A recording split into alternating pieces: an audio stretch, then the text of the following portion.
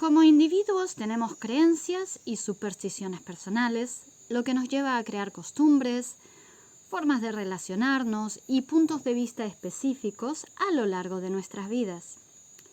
Innegablemente, cuando dos o más individuos se juntan y crean un pequeño grupo o comunidad, algo sucede con nuestras creencias individuales. Algunas de ellas se modifican o adaptan de alguna forma para poder hacer parte de las creencias generales del grupo al cual pertenecemos. Nuestras costumbres y culturas se desarrollan según las características culturales de nuestro entorno. Así nacen los estereotipos. Los estereotipos son creencias generales y más o menos simplistas basadas en características comunes a los miembros de un grupo social. Pueden ser infundados o no. Los estereotipos generalizan y asumen que todos los integrantes de un grupo social son iguales, sin tomar en cuenta diversidad cultural, racial, diversidad de género, etc. ¿Quién no ha escuchado alguna vez decir, todos los hombres son iguales? ¿Sí? Los hombres son todos fuertes, las mujeres no, las mujeres son emocionales. Estos son típicos ejemplos de estereotipo de género. Los estereotipos no siempre son negativos, pero sin embargo, la existencia de un estereotipo puede llevar a la falta de comprensión y al prejuicio entre dos o varios grupos. Puede llevar a discriminación y desentendimiento. En 1996, los investigadores Jesús Canto Ortiz y Luis Gómez Jacinto, profesores de la Universidad de Málaga, publicaron un artículo en el que describieron un experimento social que hicieron ellos mismos en la universidad. En este estudio analizaron cómo influye una minoría y una mayoría en la modificación de un estereotipo. ¿Podemos mudar las ideas de una sociedad o no? ¿Quién lo hará mejor? ¿Una mayoría o una minoría? El objetivo de este estudio era comparar el impacto que puede tener un grupo reducido de personas con una opinión diferente frente a una mayoría establecida y observar qué medidas pueden generar un cambio en la percepción social. ¿Qué es lo que nos hace cambiar nuestro punto de vista como sociedad? Antes de continuar, vamos a definir qué es una mayoría y qué es una minoría. La mayoría es un grupo con una opinión o comportamiento compartido por la mayor parte de las personas en una sociedad.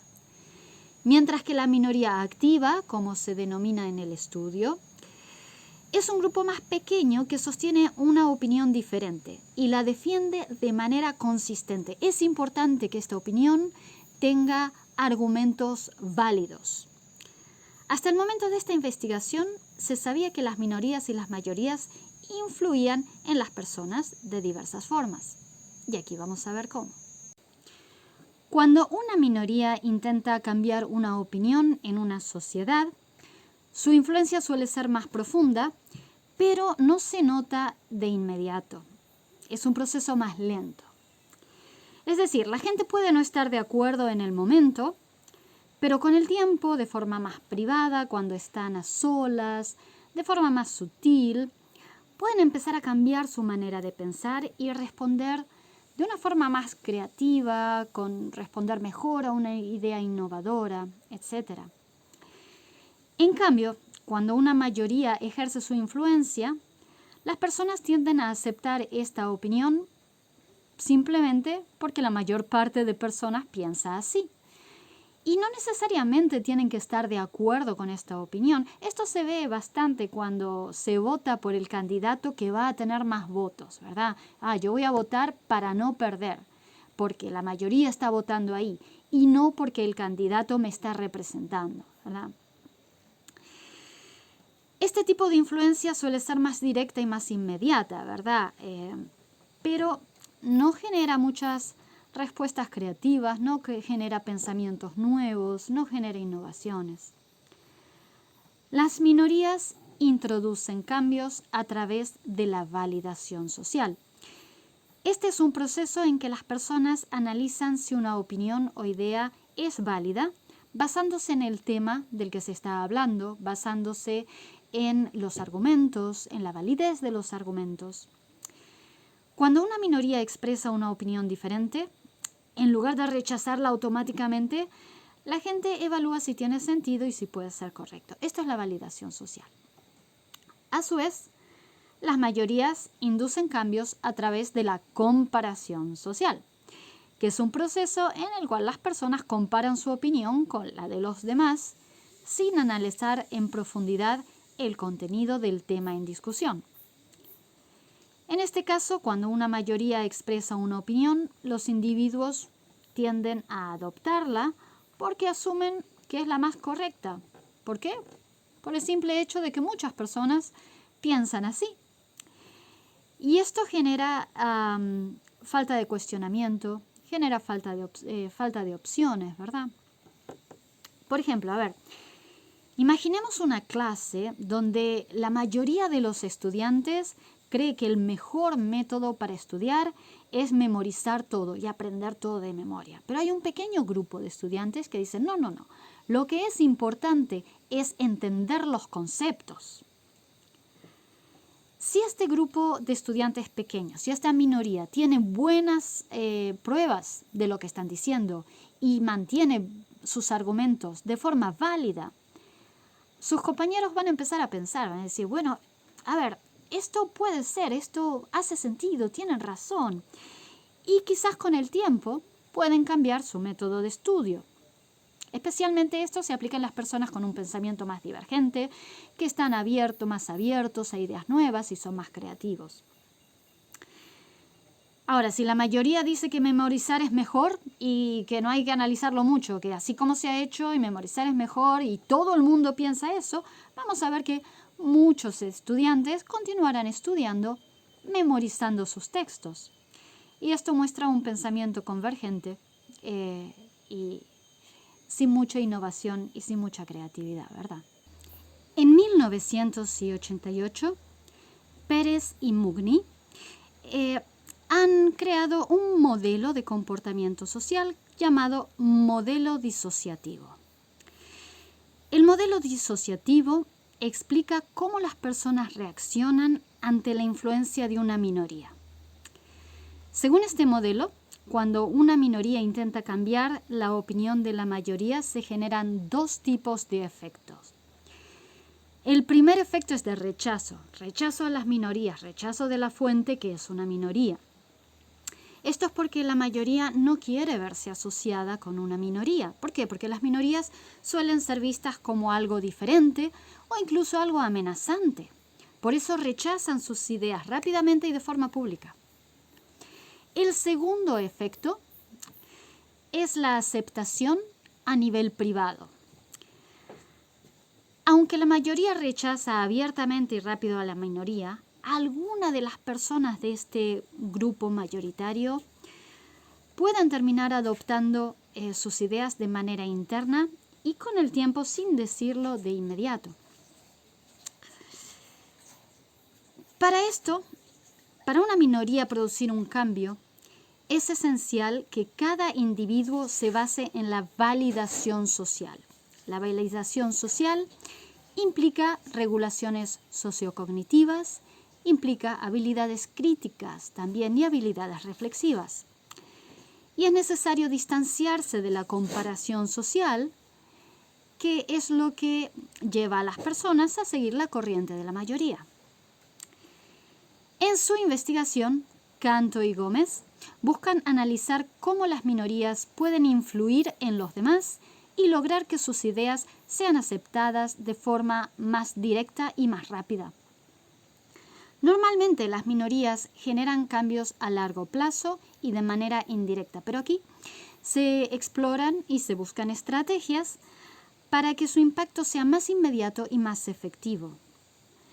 Los objetivos de la investigación buscan saber si la influencia de las mayorías y las minorías cambia la forma en que la gente percibe los estereotipos y si los resultados confirman el modelo disociativo de 1988 que es la teoría sobre cómo las minorías pueden influir en una sociedad de manera indirecta y a largo plazo. Este estudio que estamos viendo hoy se basa en 3 factores de los cuales depende un cambio de estereotipos, ¿verdad? Un cambio de estereotipos depende si la fuente de opinión es una mayoría o una minoría. Las mayorías suelen ser más influyentes en lo inmediato, mientras que las minorías pueden generar cambios más profundos, pero a largo plazo.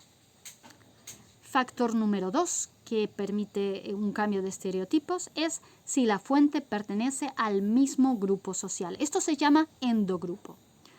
O si la fuente pertenece a otro grupo social que se llama exogrupo. Y esto es porque tenemos la tendencia de aceptar mucho más fácilmente ideas que provienen de un grupo social al cual pertenecemos, endogrupos. El tercer factor que promueve un cambio de estereotipos es el grado de conflicto. Si hay mucha o poca coincidencia en la forma de pensar entre la fuente y el individuo o la persona que recibe la información. Cuanto más se parecen las ideas, menos conflicto hay y más fácil es aceptar el mensaje. Vamos a ver cómo han realizado este experimento social.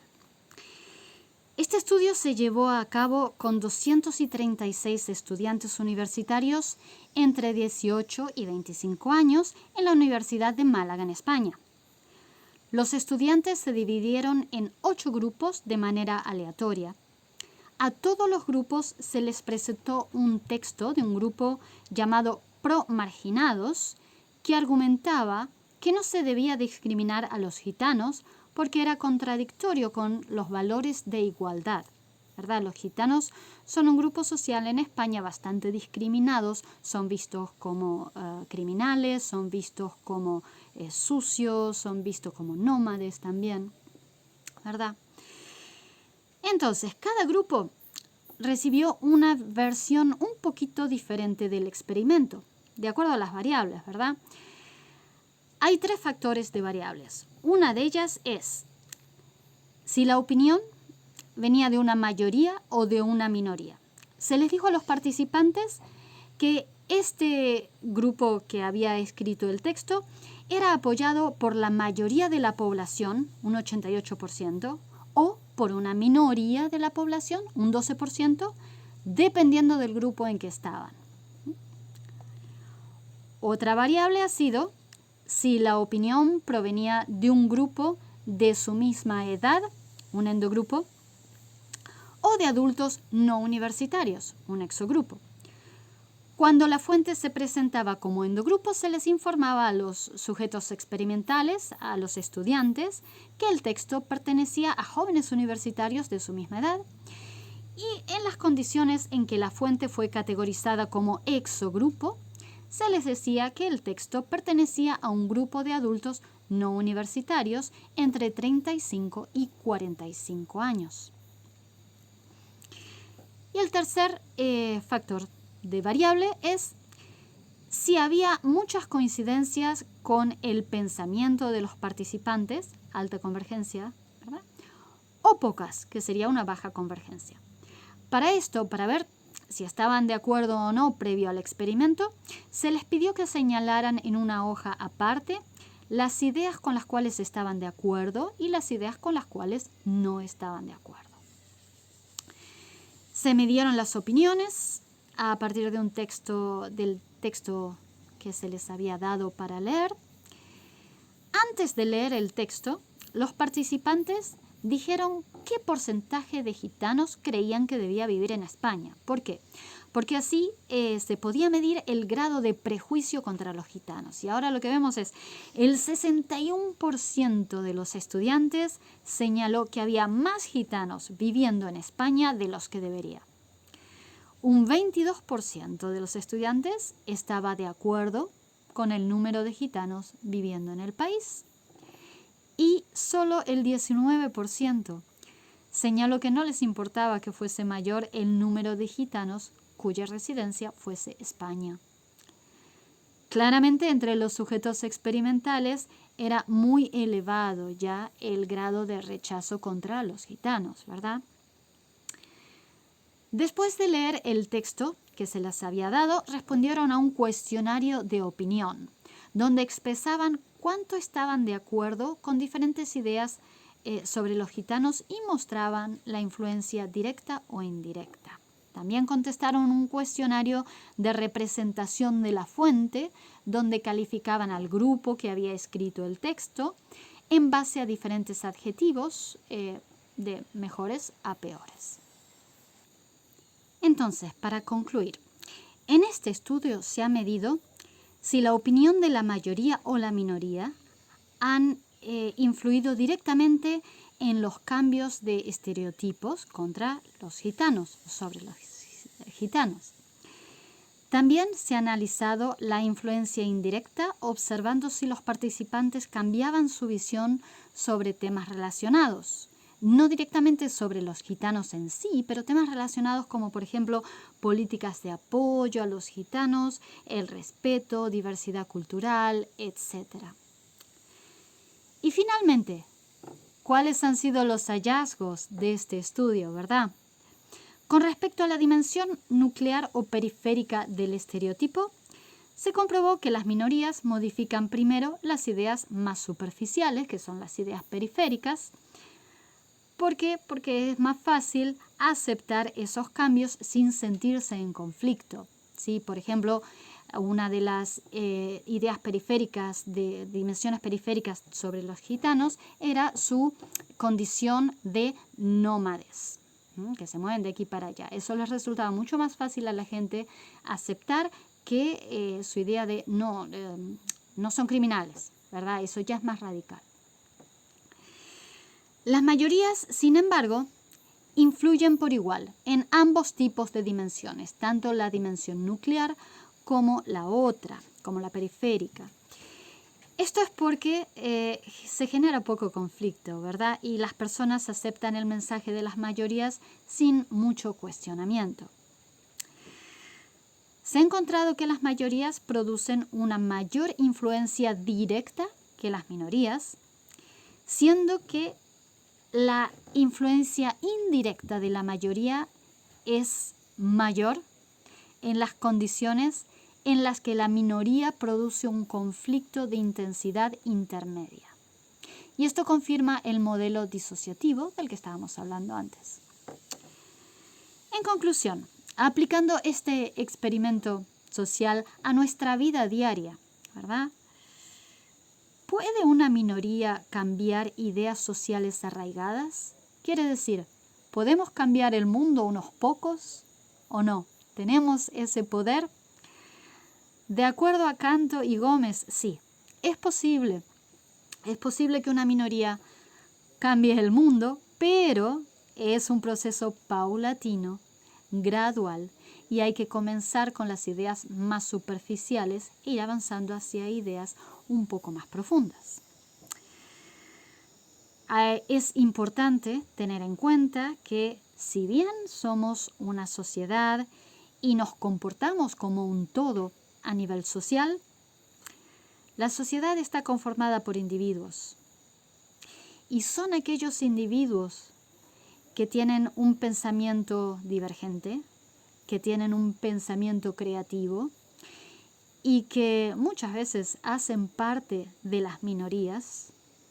Son ellos quienes van a inculcar nuevos aires y nuevas ideas en cualquier grupo social. Muchas gracias.